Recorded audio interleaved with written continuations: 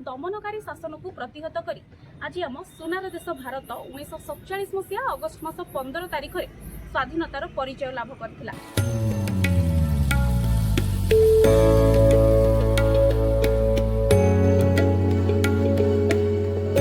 एही दिन ठारू प्रत्येक भारतीय पराधीनतार महाशिकुली मुक्त करी धर्म वर्ण और संप्रदाय भित्तिरे स्वाधीनता रूपक रज्जुरे बांधी हो जाइतिला।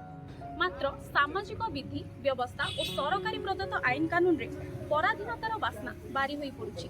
एहाकु नै किछि युवपीढ़ी कोन बयान करूछन्ती आसंतु देखिबा।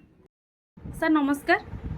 जेपरि कि दीर्घ 77 वर्ष हबो आमे स्वाधीनता दिवस पालन करि आसुछे एवं आसंता 15 तारिख दिन आमे आम 78तम स्वाधीनता दिवस पालन करबा पई जाउछे, किंतु आपन को कोन लागुछि आमे सतरे स्वाधीन? जदिओ आमे 1947 मसीहा अगस्त 15 तारिख दिन ब्रिटिश मानक कबलरू निजक मुक्त कर स्वाधीन होली कहूँ, किंतु वर्तमान सुधा आमे से ब्रिटिश राजर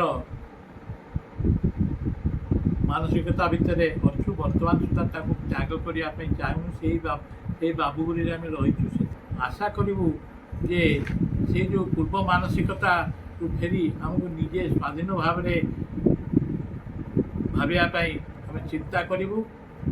140 कोटी लोकों भितर आम मैंने निजक गोटे दुर्दर्श जाति रूपे विश्व सारा विश्व परिगणित होगापाई चेष्टा करूँ।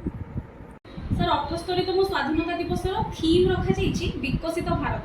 विकासोन्मुखी देशरू विकसित देश रूपे उभार आम देश भारत बोली आशा करा जाउछि। आम देश भारत विकसित होगा प्रत्येकटी राज्य प्रथमे विकसित होगा नित्यांत आवश्यक। से ओडिशा रे वर्तमान डबल इंजिन सरकार सही दिगरे काम करुछि। आपण को कोन कहबे? सुनंदु नारा थिला डबल इंजिन सरकार आ विकसित भारत विकसित ओडिशा तांकर लक्ष्य थिला।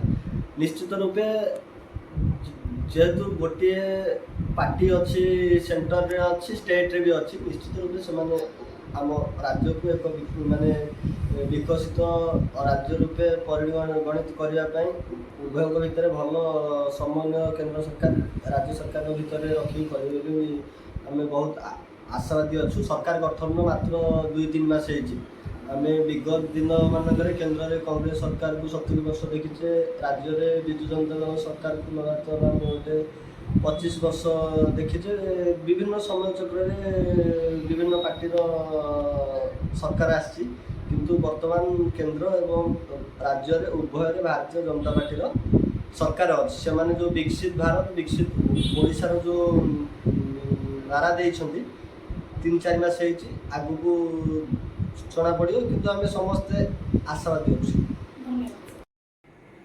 मैडम दीर्घ 77 वर्ष हेबो आम स्वाधीनता दिवस पालन करि आसुछे एवं आसंता 15 तारिख दिन आम 78तम स्वाधीनता दिवस पालन करबा को जाउछे, किंतु आपन को कोन लागुछि सतरे आम स्वाधीन? हाँ सत कथा। आम 78तम आसंता अगस्ट 15 रे 78तम स्वाधीनता दिवस पालन करिबा, किंतु मु जानिबारे नारी स्वाधीन होइछि कि नहीं सेटा आम जानिने।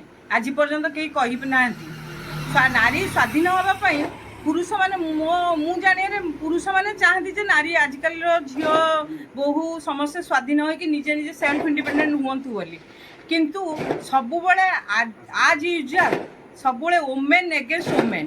गोटे नारी जदि गोटे बहुटे चाहूची चाकरी करी एगो सेठी सासू मना कर। मु जानि पानी आज पर्यंत हमर जो कंजर्वेटिव माइंड रही नारी स्वाधीन हम गोटे झीलटा आगू को बढ़ सेटा को हेइछि कि नाई प्रॉपर्ली हेलाणी कि नाही जदियो न होइछि तथापि भी आस्ते आस्ते होउछि। मु चाहूछि जे एटा पूरा 100% जेंति पुरुष स्वाधीन होई कि रहिछि सेंति नारी भी 100% स्वाधीन होई कि रहिबा दरकार। आमे जो टाइम रे पराधीन थिले आमे से अवस्था भी जानिछे आजिका अवस्था और आजिकार सिचुएसन भी आमे देखुचे, लेकिन सेते बेलर आजिका डेट 80 वर्ष 85 वर्ष 90 वर्ष वयस्कर लोक जो भाया मंतव्य दे पारे आमर से बयस एपर्यंत हैनी, तथापि आमे जहाँ उपलब्धि करुचु आउ हिस्ट्री पाठ 2टा पढ़ी टीवी देखुचु चैनल देखुचु एसबू देखि सारे आम देखुचु जे स्वाधीनता जो पाई आमर बहुत उन्नति होती मो क्षेत्र में जी स्वाधीनता पाइचु से अनुसार आम गणतंत्र ये भी बचिकी रहीचे सब कम ठीक ठाक रे चली मनीषर गोटे साधारण लोक कथा भी शुणुंट से भाया स्वाधीनता ये नथिले प्रीवियस प्राइम मिनिस्टर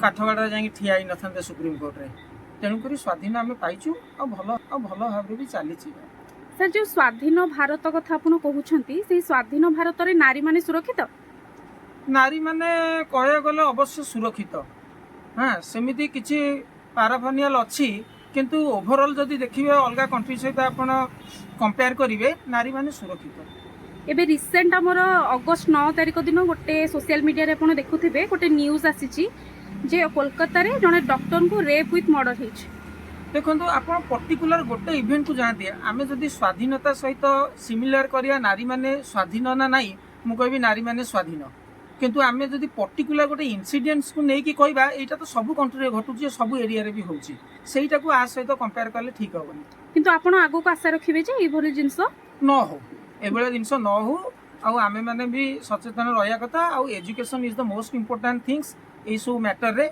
जो जे जते एजुकेटेड सी सेते नारी की सम्मान दब हाँ से भाया परिस्थिति पड़ी कौटी कौन अघटन हो गला सेटा को आमे स्वाधीनता ये जो टॉपिक चलची आ सहित कंपेयर करबानी।